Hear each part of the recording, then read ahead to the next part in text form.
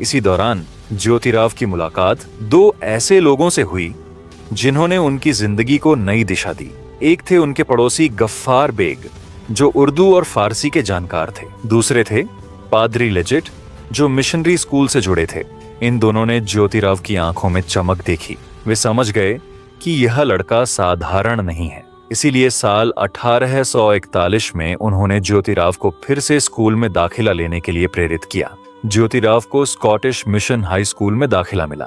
यह उनके लिए एक नया मौका था। इस बार उन्होंने ठान लिया कि वे हर मुश्किल को पार करेंगे। स्कूल में वे दिन रात मेहनत करने लगे। अंग्रेजी, गणित, विज्ञान, हर विषय में उन्होंने अपनी प्रतिभा दिखाई। साल 1847 में जब परीक्षा के नतीजे आए तो हर कोई हैरान रह गया। 20 साल के ज्योतिराव ने 7वीं कक्षा की पढ़ाई पूरी कर ली थी, और वो भी टॉप करके। यह उस समय की अंग्रेजी स्कूल की ग्रेजुएट डिग्री थी। एक माली का बेटा, जिसे कभी स्कूल से निकाल दिया गया था, अब सबके लिए मिसाल बन गया था। पढ़ाई पूरी होने के बाद ज्योतिराव की आंखें अब सवालों से भरी थीं। स्कूल में उन्होंने ईसाई धर्म और इस्लाम के बारे में पढ़ा। उन्होंने देखा कि बाइबल और कुरान को कोई भी पढ़ सकता है। फिर हिंदू धर्म में ऐसा क्यों नहीं? वेद, मनुस्मृति और पुराण, इन ग्रंथों को निचली जातियों से क्यों दूर रखा गया? ब्राह्मणों ने इन पर पहरा क्यों बिठा रखा था? ये सवाल उनके मन में तीर की तरह चुभने लगे।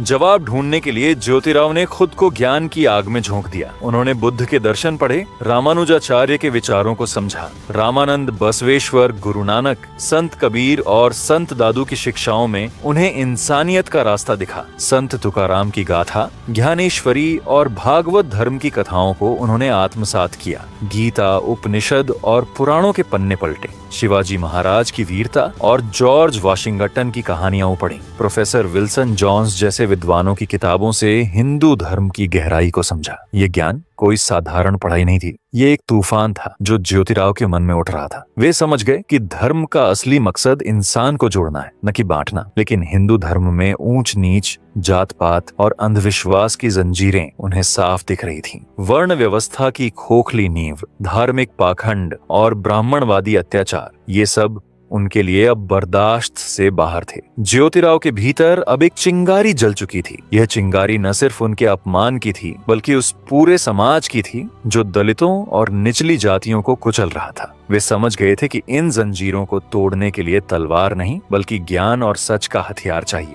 लेकिन यह रास्ता आसान नहीं था। समाज की मोटी दीवारें उनके सामने थीं।